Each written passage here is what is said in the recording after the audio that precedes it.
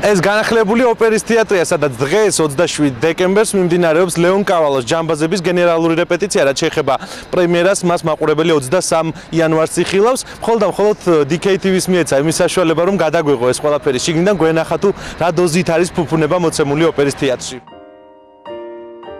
ფუფუნება და სიმდიდრე შეხამებული გემოვნებიან ინტერიერს. ეს არის ის, რაც თვალში საცემი იყო რეაბილიტირებული ოპერისა და ბალეტის სახელმწიფო თეატრში. დასრულებული სახით პირველად DKTV-ს მიეცა მისი გადაღების ექსკლუზიური უფლება და სწორედ ჩვენი ინტერნეტ ტელევიზიის მეშვეობით შეძლებთ პირველად ნახოთ განახლებული თეატრი.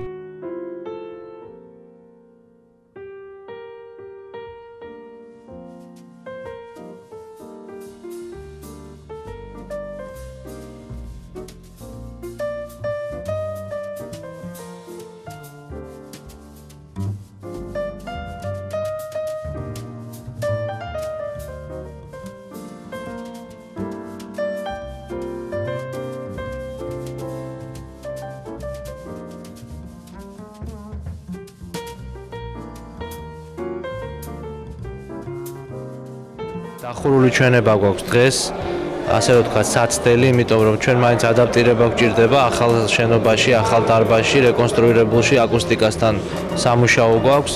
დღეს გვაქვს ასე რომ ვთქვათ, საცდელი ესეთი ჩვენება.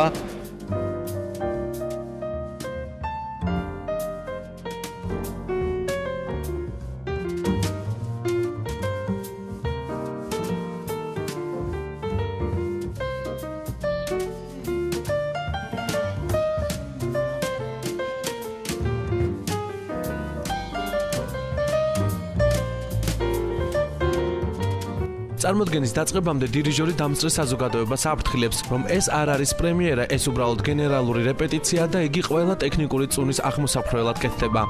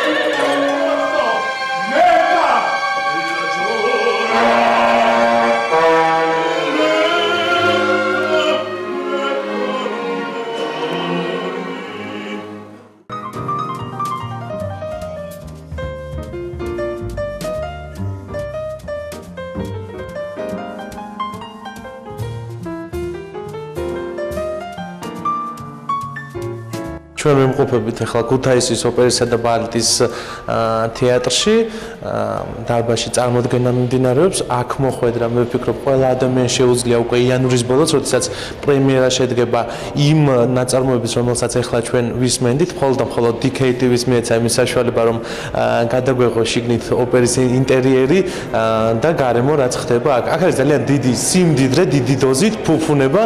ქაბოტონ ქეთი ბერძენიშვილს ვკითხოთ აზრი, ქაბოტონ რადიო ძველი ქალაქის პროგრამის დირექტორი, თქვენი შეფასება გარემოს?